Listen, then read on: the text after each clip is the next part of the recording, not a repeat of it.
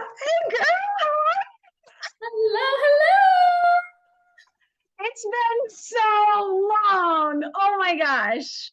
I feel like this has been something in the works for like what, two months Yeah, now? Like, yes. and And here we are. finally. Yeah, because I had the wrong calendar date. And then you're like, no, we're not doing it then. I was like, oh, my bad. And then it's like, okay, we can finally do it. But summer's so hard. I feel like as a single mom, like I get so excited when it's May and they're coming out of school. And I'm like, okay, I want to do all of these list of activities. And I don't want us to get bored because I have a personality where I get really, really bored easily. And I just want it to be fun for them so we all survive. And I have two, so it's like, okay, I need you guys to get along all summer long and we're going to make this work. But then come the end of it, it's like, okay, I'm starting to kind of get ready for the routine again. I want the routine back. I like that. But yeah, it was so hard to connect with you, and that was my fault. So I was like, oh my gosh. Oh my God. I totally feel that. And I forget we are like a month off with our summer because Northeast, our summer starts in June and we don't go back until first week in September. So it was definitely a lot of like putting the puzzle pieces together, but I'm glad we finally got to work. Are you a fire sign by any chance? Because you're like, I get bored easily. Are you a fire sign or an air sign? I'm air, I'm Gemini. I am like full Gemini. I knew you had to be fire or air because we get bored. Like I'm a fire sign and I get bored so easily. Never get bored with my child because she keeps me on my toes. So you have two. I have one with special needs. Okay. And I give you props for like having a schedule, having a plan. My schedule is no schedule. My tiny human's gonna run this bee and run her mama into the ground, and I'm just along for the ride. Like whatever she wants to Right. do for summer, I'm just here for it. Right. Because sometimes it's like, okay, you guys are clearly controlling today because I don't want, yeah, I have two, so it totally makes a difference. But sometimes it's like, oh, you know what? I think everybody's going to be happier if you go over here, you go over here, and I'll just do me. But Yeah. yeah, so your daughter has special needs. So what is that? So she has a form of Down syndrome called trisomy 21 mosaicism, which means half of her chromosome is typical or normal, and the other half of her chromosome has trisomy 21. That is like such a long, convoluted story to how we actually got her diagnosis. I'm in a bunch of community support groups now for children with Down syndrome. There are parents with children who have her specific type of Down syndrome, the mosaicism, that don't even sometimes get a diagnosis for their children until they're 10. One mom that I met didn't even get a diagnosis until her daughter was 18 because Wow. it doesn't present itself like when children with mosaicism are born. Sometimes they look full presenting with Down syndrome, other times you can hardly tell at all. And with my daughter, she was presenting very little traits of Down syndrome up until around 2.5 years old. And when you aren't given that diagnosis at birth, and as a parent, like I knew right off the bat, like at around 3 months old, she was doing some like interesting things. And of course, like I feel like I was gaslit by her pediatrician like more times than I could count. This is clearly not her pediatrician anymore, but like no one, I felt like I was so not heard. No one believed me. And it was like, I mean, we got her diagnosis in April of this year. So I mean, she's going to be 6 in October. It has been a 5-year long journey of just like not settling with getting not getting answers. And by the time we finally saw a specialist in June, the specialist was like, I have rarely seen parents go through as many specialists and appointments as you have to try to get answers for your daughter for something that could have been determined with a simple blood test. So I'm Wow. glad that we now have a diagnosis. She's very high functioning. Like she will absolutely go to college someday. I'll move her into an apartment someday. She's very high functioning, but of course, with her diagnosis comes speech, PT, OT, lots of support. Her father and I are in therapy together as co-parents to like get a plan that works for her. So it's just a lot. I think becoming a single mom right around the same time of like trying to get all these answers feeling like your life is falling apart while you're simultaneously trying to put your life back together and launch a business and help other people launch businesses. Like, it's been a wild ride. It's insane. And it's some days like we tell ourselves, oh my gosh, like this is me. It makes sense. I can do this and I'm made for this. Or the struggles just become extremely overwhelming. Like the self-doubt is really has been so. When I became a single mom, like I was not in a very healthy mindset because of everything that I was leaving. And that was extremely hard to come out of. So I committed myself to a lot of self love, a lot of isolation, which I think to each their own. And I needed to really get myself into a place where I could think again because for so long I was on this roller coaster of I didn't know what was going on in my life. And I needed to get that control. And I wanted to be healthy so that I was healthy for my kids, so that I was healthy, like for myself and anything that was going to come my way. And relationships at the time was not a priority, like dating, the whole dating scene. And oh my gosh, it's like, it was just too much for me. And so I chose the path of isolating myself and trying to figure out who am I? What do I want? But I wanted to just get back to base, like for me, because I filed at 6.5 years. So it wasn't long. You know, I had a 4-year-old and a 1-year-old at the time. And I just knew I had so much healing that I needed to do. And there was so much to deal with in my divorce and my marriage that it was literally taking up everything that I had. And I focused on getting fitness certified because I feel like that was my outlet. And I seriously don't know what would have happened if I wasn't going to the gym as often as I was. Like it, like to have just been bedridden would have been the alternative. And I was like, I will not be that. I will not do that. But I fought through it. But yeah, I mean, the years I almost felt for me out of divorce and separation, almost like my healing got worse. I shouldn't say that, but it felt like everything got worse on my healing journey before it started to get better and go the other way. Yeah. Right? Like it's this weird, like, okay, remember old TVs where it gets all staticky and stuff? Yes. And yeah, okay. So I felt like I was in the negative in every aspect of my life. And then it's like, I remember this kind of like when I was starting to come back up, it's like this distorted television, old tube screen.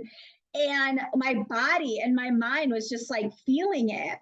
And so, I mean, now I'm like 5.5 years out. I'm almost 4 years officially divorced.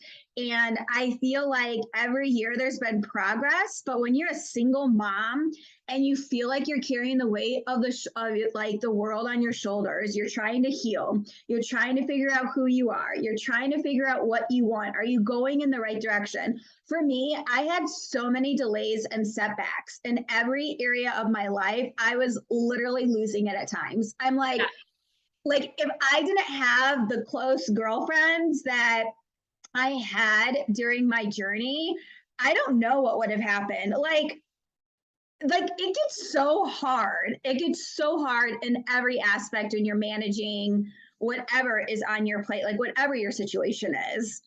Yes. Yes. Well, I always think of healing as like spring cleaning, right? Like, and we're always on the trajectory of healing. Like, we're never going to be fully healed. It's like, you know, I just finally got to this point in my life where like everything was calm and peaceful. And then it was like, I come home, I like make these like, you know, like I have like these like, you know, big shifts, these big epiphanies that, you know, I made while I was in Florida for a month with my daughter and like was like really grounded in those decisions. You know, I was living with another single mom for 2 years, which was like absolutely magical. I say this all the time. Like, if you are a single mom, like, do not wait until you are in a relationship to like build your dream life. Like my friend Hannah, who was, you know, the mom that I lived with, she just recently moved out, but like we moved into this beautiful 2,000 square foot home that was like fully renovated on the inside. And like, we had like an unspoken routine. Like it was like our, like as two single moms, it would be like I would do dinner, she would help with bath time, or like, you know, it was like we didn't have to even have a dialogue of like, oh, you do this, I'll do that. It was just like done. And it was like amazing for 2 years. But of course, you know, she's in a relationship now. So it was like time. But then it was like, you know, she moved out. I finally like get my house put together the way that I want. And then it's like, God is like, okay, Mercury's in retrograde. We just had the harvest full moon in Pisces. And I'm going to bring back some shit from your past that you still have to work on. And now I'm just Oh my like, gosh, no. yeah. And so it's like, there's steps, there's stages in our healing, right? Like we're always Mhm. healing. There's going to be phases where it's really just like, you know, cleaning the baseboards on a weekend. But then there's other parts of our healing where it's like full blown spring cleaning. Your house always looks worse before it gets better. But then after you clean and everything's like cleared out and beautiful, it's like better than you could have ever imagined. Right. Yeah. So it's really just like, I think, you know, as single moms, it's like accumulation of like, number one, we always have to trust the process. But like number two, having the weight of the world on our shoulders, like there is nothing that we won't do for our kids. Like we are like, and I cuss, I'm sorry, we are fucking savages. Like we will go to the ends of the earth for our children and to give them the life that we know they deserve. And I think that that energy is really what allows us to, yes, still have to heal, go through some tumultuous shit, but like kind of quantum heal and quantum jump very rapidly. Mhm. Oh yeah. I mean, the struggle, like I have found where it's like drought and then like a rainfall where I feel like I'm being catapulted forward and then I feel like I'm almost being sprung back. And there's times where I'm like, okay, I literally cannot do this today. I don't have it in me. I'm hanging on by a thread. I'm trying to look like I'm holding it together, but really I'm losing my freaking mind. Yeah. And I'm just trying to sit here and be normal. But in between every meeting and every stop, it's like a phone call of just throwing F bombs out because I'm literally losing my shit for the day. And but it's become healing. I feel like even though the days are hard and we deal with so much more shit than we want to that we want to feel, because to me dealing with those kinds of things are a distraction to my actual purpose. Yeah. So where I struggle and where I fall short with myself is, wait, God, like I'm trying to serve you, like I'm trying to do all of these things, but it's like, why do I feel like I'm constantly fighting an uphill battle? And I'm trying to go and then it's like, I mean, I've been mad at God. Like I have been so mad at God, like for, like on and off a couple of years trying to like keep the faith, and then you lose the faith, and then you lose the hope, and then you're like, where am I at now? And it's like, okay, but I have found that on this journey post divorce, how sweet life can actually be, because it really is what you make it. And Yeah. I have met amazing people, and I have grown like the best relationships, I feel like, since after it, that I wasn't expecting, that have not only like gotten me through, been a blessing, changed me, but it's like you figure out how much sweeter life is actually the older we get, because everybody's dealing with stuff. Everybody's trying to figure it out. Whatever it is, like whether it's dating, whether it's relationships, whether it's like baggage from the past, blockages that we have from the past, from our exes, from our past marriages, like unhealed trauma of childhood. Like when I got divorced and separate, like when I was separated, I was like, okay, like I'm leaving, like I got to get back on track, because I was in a very, very controlling situation. And I was like, I just want to go live my life. Like, I want to go live my life. Like, I want to go to a concert with my friends. Yeah. Right. And I have learned through this journey that everybody's trying to deal with their shit. Like everybody is trying to figure out where they're at in their process and how to do life together and build new relationships, to whatever that means, friendships, like intimacy, whatever. But what does intimacy even mean? And I have found through my journey that I had to go like all the way back to my childhood. Like I had to go, oh my gosh, like I had no idea the childhood trauma and obstacles that I had to face when I was healing from my marriage. It was Yes.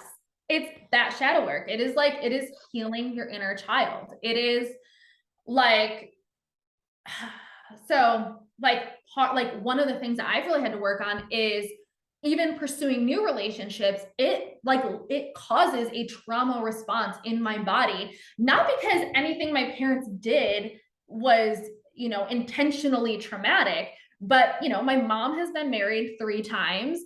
There were some relationships that she was in with some disingenuous men who, I did not feel safe around as a child. And knowing as a single mom that like there is more than just me in the picture, that when anyone even starts to spark my interest, I almost self-sabotage, because there is just so much work that yes, I've been actively doing it, but it's also like sometimes it triggers me to such a level that I'm just like, I don't even know if I feel ready for this. The crazy thing about it though is we can only heal so much by ourselves. Like we sometimes need an initiator to get us to that next level in the inner child healing, in the shadow work, in like kind of like the depths of despair, like that dark night of the soul, so to speak. Do you happen to watch Grey's Anatomy by any chance? Like, I haven't for like 15 years. Like I haven't since like the early days. Oh, okay. Because are you familiar with like April Kepner on the show? Like, do you Yeah. know? Okay. So I actually I get some of like my best like healing quotes from that show. And I was actually just watching it the other day and I wrote this quote down in my phone. I don't know if you remember the episode where April Kepner is like sitting next to the rabbi who's dying on his deathbed because Miranda Bailey like prescribed him antibiotics for what she thought was a rash, but it would like ended up being like a life-threatening like skin virus. Do you remember that episode? I don't, but okay. Okay. So anyways, April Kepner like basically like is angry and pissed off at God because we're like, I was angry at God for so long. So April, like she's like this perfect little Christian, like doctor, right? And then like has all these crazy things happen in her life and she gets angry at God and then she strays and then she has this interaction with the rabbi and he says to her, and I wrote this down, faith wouldn't be real faith if you only believe when things are good. And I was like, oh, like that is like, it's so simple. It's such a simple phrase, but it's like, I was like, oh, damn, this guy. I literally had to like pause it and rewind it. And I've watched that episode like 7 times because I'm a Grey's fiend. My anxiety is like, hi, you like to watch this over and over again because it makes you feel safe. So, but I was like, oh, and it just, and like that time just stuck out to me. And I was like, that was so potent, so good. Like, gotta turn that into. But it's so true. Like we get so hung up on faith and like trusting God, and we go through this relationship with him and this walk. And I remember when I accepted Jesus when I was 19, and I had like this like awesome idea of what it was going to look like, and it was going to be beautiful, and I mean beautiful like perfect. And obviously like it was none of that, and it's been none of that.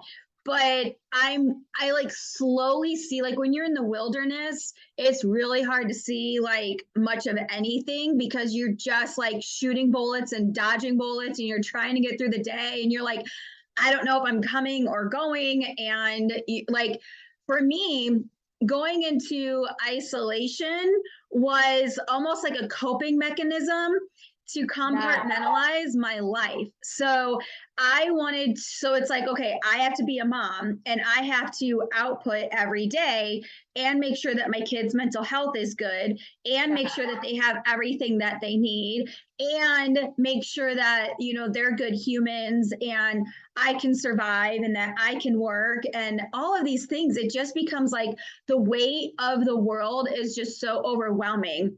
Yeah. Along that, as far as like the faith, I went into this journey like, nope, like I'm doing this with God. It's going to be amazing. And again, I was like, all things are possible. And with strength and courage and perseverance. And then it's like, where are you, God? Like, are you even in this with me? Because I am literally like holding on by a string here. And he just continued to always show up in ways when I didn't even see him in those moments.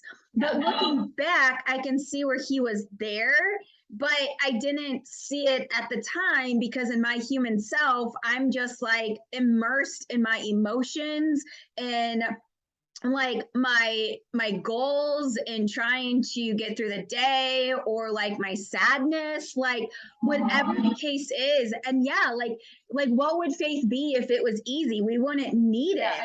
Yeah. And it's so true. Yeah, it's so, so true. So, so true. I actually have I can do all things on my arm. Like Philippians 4:13 is my life quote. So because nothing in my life has ever felt like it came easily. But then there's also this part of me that's like, you know, there are chosen ones in your family that, you know, we come to break the chains that have bound us. So it's like, you know, there are, I always say, you know, to my clients, I remind myself, I ground myself in this, like, when you are a chosen one, you not only are breaking the chains for the people that are coming after you, you are quite literally breaking them from the people that came before you. So like it's like for us, and I think this generation in particular, you know, there's so much that we as a collective are rewriting, you know, and I hate to even like bring 2020 up because I feel like we are finally like kind of getting to the point where it's like COVID is no longer a thing, but like I always say that like it was the great pause. It was the time when people chose to do the work because we woke up one day and we were like, today does not look like yesterday. And the people that chose to do the work and say, like, I refuse to keep living my life this way that I've been living and I'm ready to make the changes, like their reality has completely pivoted and like gone on a completely more beautiful trajectory. Not to say that there hasn't been chaos, but like they have made a shift that is completely shifting the paradigms of the collectives. You know, for years women have fought to like be equal, right, to like be equal to men, to a point where we were so much in our disempowered masculine that our feminine was wounded. And now we're getting back to this part of our life where we want to reclaim our femininity. We want to live in that divine feminine energy. And we're making some massive shifts. And we're realizing, like, I don't have to do this thing that leaves me feeling unfulfilled every single day. I don't have to pick and choose. Like, I get to show my children what's possible. I get to show them that you get to be in healthy and happy relationships and that it's okay to leave a relationship that doesn't serve you because that might not ultimately be what was best for them because, well, we saw our parents do it and then we had to heal through it, right? Right. So I think that those of us that have really chosen to do the work, you know, either leading into 2020 or saying 2020 was like, it's go time, like we are not only doing the work for ourselves and for our family and our children, like we are helping literally shift the paradigms of the collective, which is like, yeah, huge. Well, you had mentioned the dark night of the soul. So, I mean, I've been on this like faith journey for almost 20 years now. And I went through the dark night of the soul a few years ago. I mean, it was literally purging of all things generational that needed to be broken, the curses that were continuing on to me and my generation that I wholeheartedly did not want to go to my kids. Like my heart, my passion, my soul is that no, like the things of my past will not go on to my children. I want them to have better. I don't want them to experience the things that I did and the amount of years that it took to come out of that or to even realize things that I didn't even know existed. And then you have to like go through that healing process and you have to get refined and you have to go through the part of confusion where you're like, who am I? Like, what is my identity? Because I was born a certain way and I have dreams that were from like I was a little girl that are the fire inside of me, but I've got all this other stuff and crap and chaos and confusion that's not mine. but yet Yeah. somehow it's projected onto me because it's in the home that you're raised up in. And it's other people's insecurities and their own walk and their own life. And so my like past 10 years have been about figuring all of that out and trying to come out of it and fighting so hard to say no is no, my yeses are yes. I won't live like this. Like I literally could not live the way that my marriage was. Like no, Yeah. no, no. And so I knew when I filed, like I was done and I had peace about it. And I felt like God was with me in the filing. Like God was with me, leading me through it, leading me up into that point, because him and I had many conversations about that. And it was like it just couldn't go on any longer. So I had peace actually when I filed. But at the same time, when I went through my dark night of the soul, holy cow, when we talk about spiritual realms and we talk about like fighting off spirits or understanding like the spiritual battles and warfare, we have to take that so seriously, because when I went through my purging and my cleansing, which, you know, I was not expecting, it was just a God thing and Jesus was with me. But I just remember how excruciatingly painful that time was. And I thought, you know what? If I can feel that physically, like if I can feel the depth of the pain coming out of me that God is cleansing me of, that was inside of me.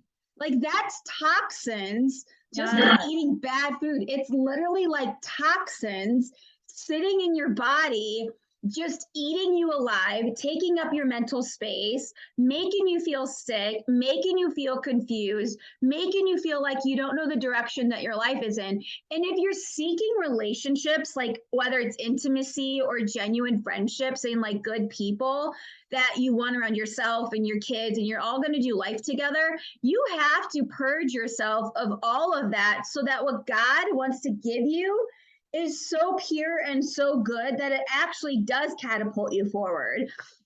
Yes. And I just remember how like how different I was after that point in my faith walk and my journey with God. And yet it was, you know, it was really cool. But at the same time, I was like, okay, I wasn't expecting that.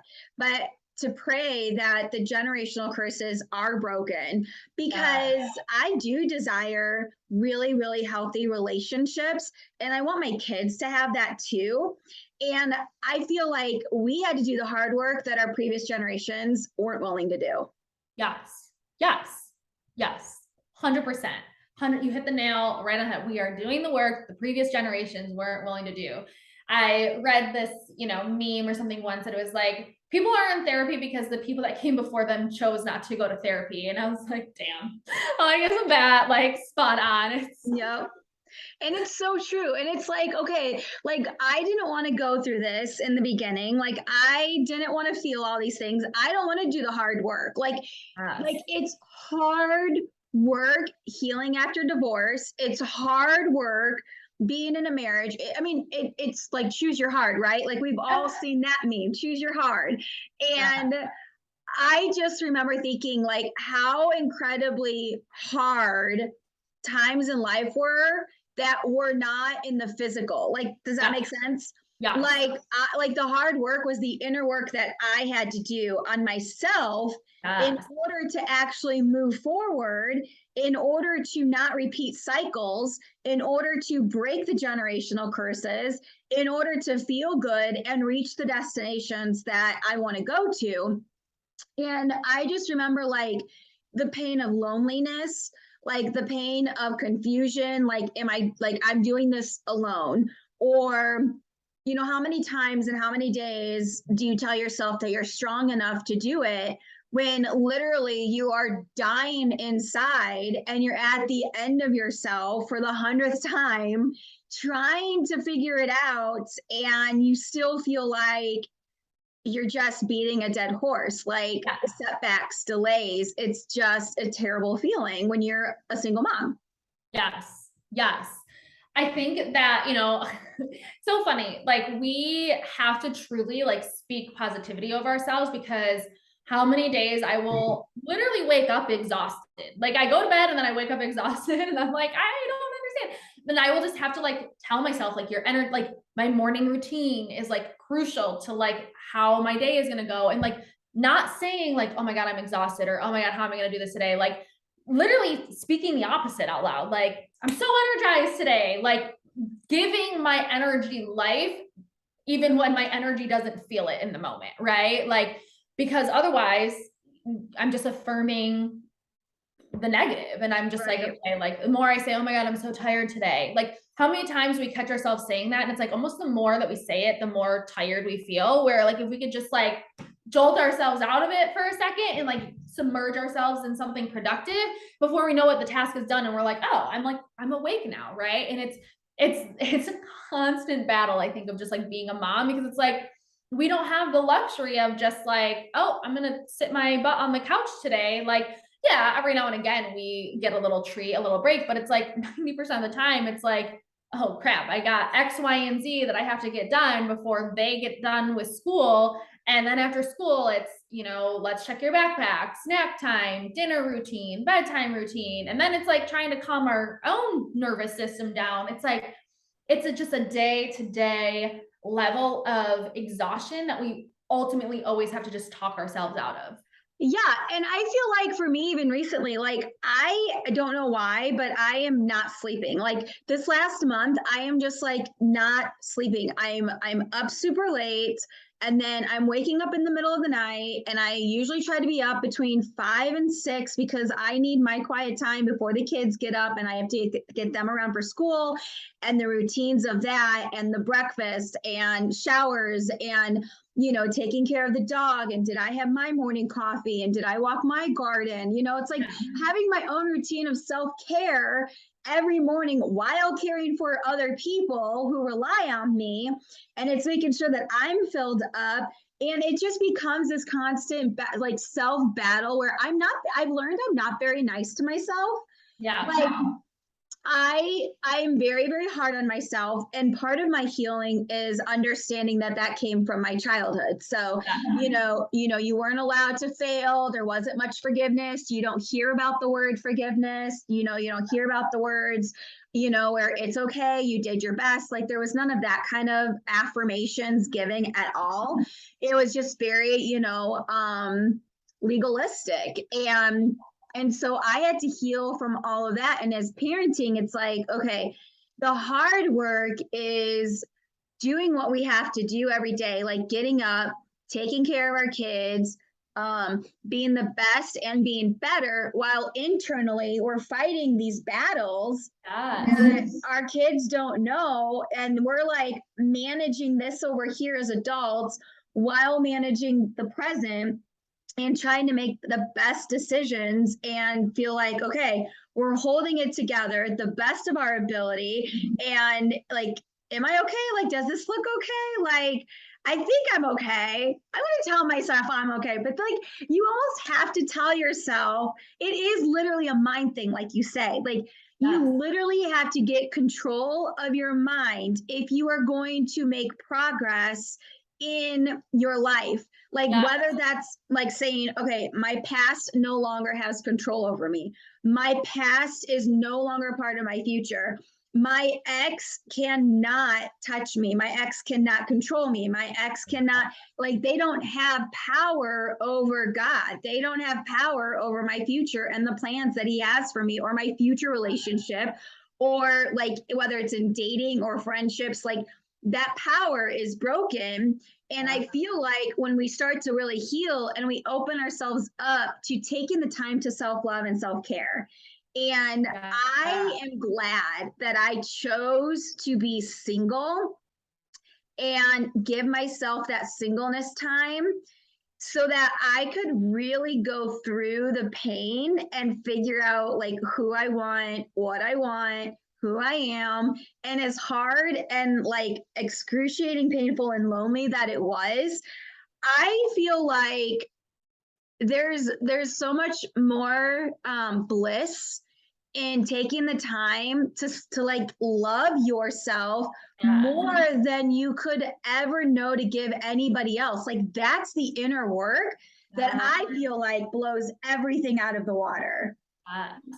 Yes. Dating yourself. Dating yourself. I think you touched on intimacy earlier on this. And I feel like, you know, self-love is such a difficult thing to wrap your mind around when you are in the beginning stages of rebuilding your life. And so I started my journey with self appreciation, just self appreciation, right? And turning that into self love because, like, we're not going to just all of a sudden wake up one day and be like, I love, you know, my mindset. I love my arms. I love my stomach. I love my, like, but like, if we can bring appreciation to, you know, thank you God for giving me the arms to lift my child, thank you God for, Mhm. you know, giving me the legs to walk outside and like breathe the fresh air, thank you God for, you know, no matter what happens in my day to day, giving me the strength to carry on, like, and bringing in that appreciation. And then like dating yourself, like I know for me,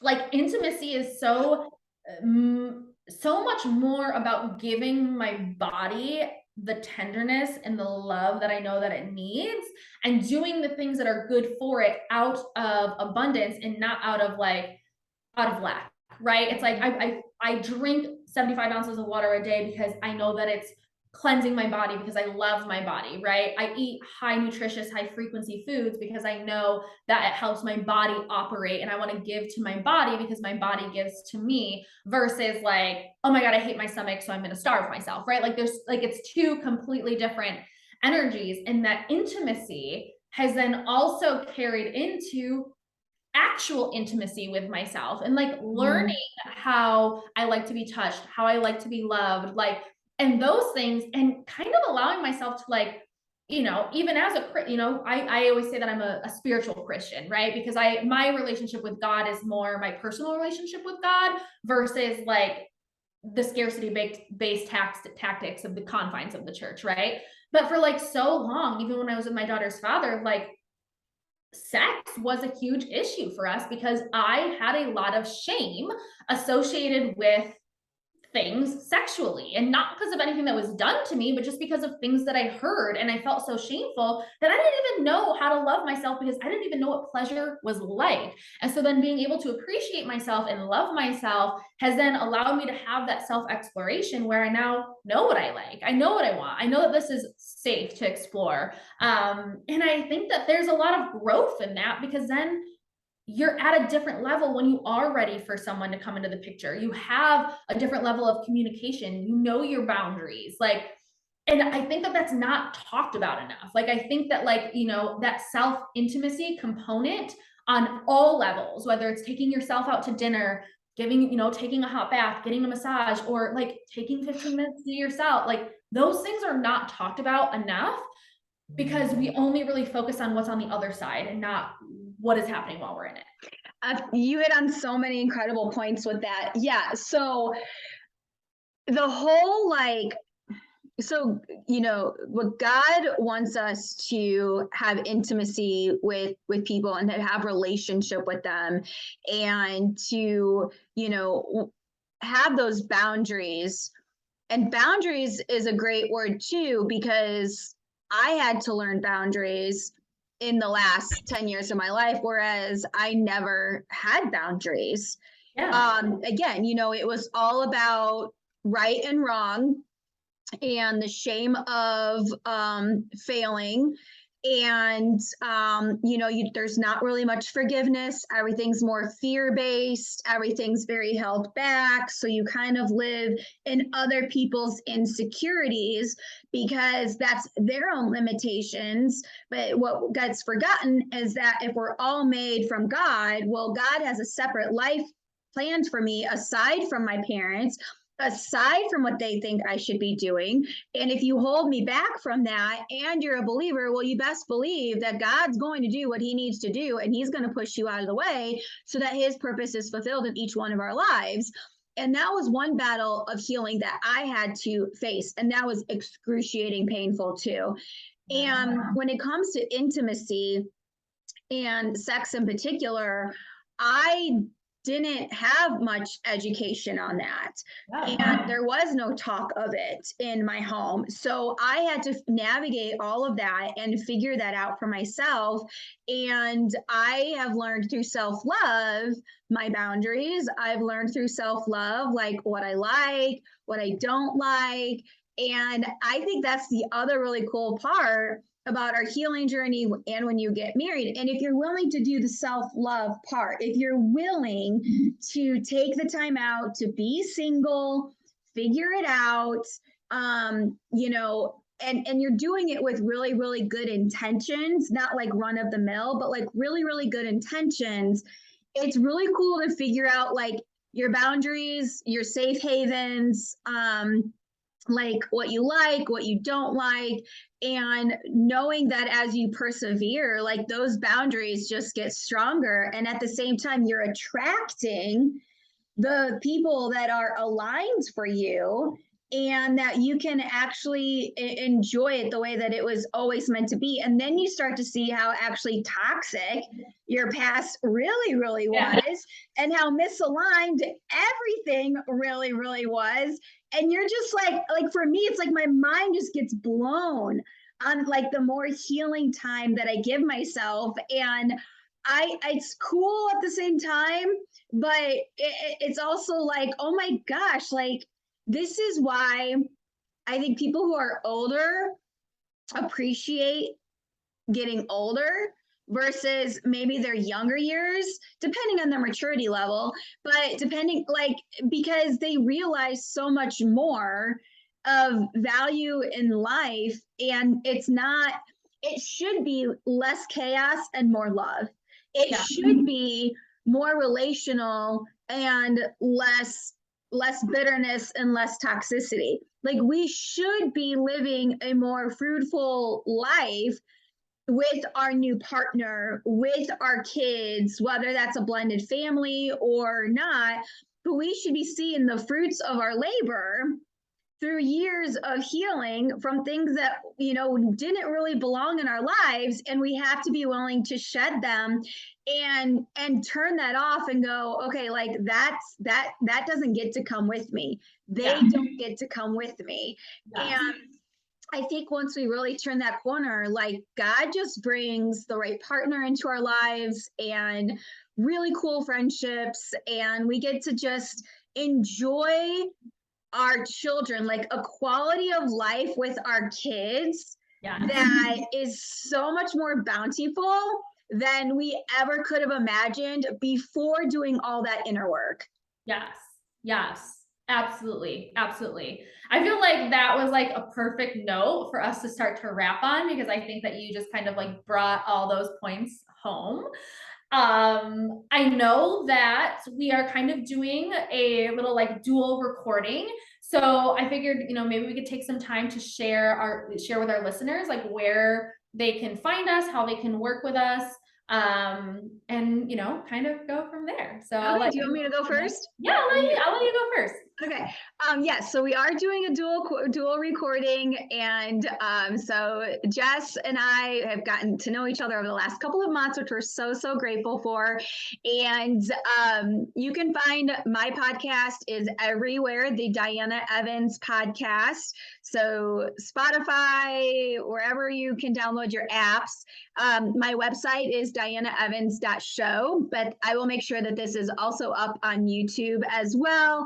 TikTok and Instagram, of course. Yes, I love that. So I also have my podcast, which is Next Level Magic in Moscato. You can also find it on Apple and Spotify. My website is linked on my Instagram bio. It sounds like this is going to be uploaded on TikTok and YouTube. So we will all make sure that you guys have all of the links.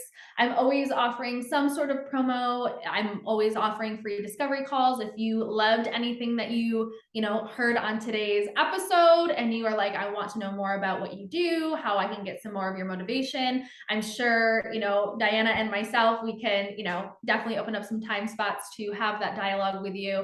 But I've had such a wonderful time just, talking about all the things that just came up in this like really great, good, heartfelt conversation. You know, before we hit record on this, we really didn't have any expectations other than, you know, let's have like a conversation. Like, let's just have a conversation and see where it leads.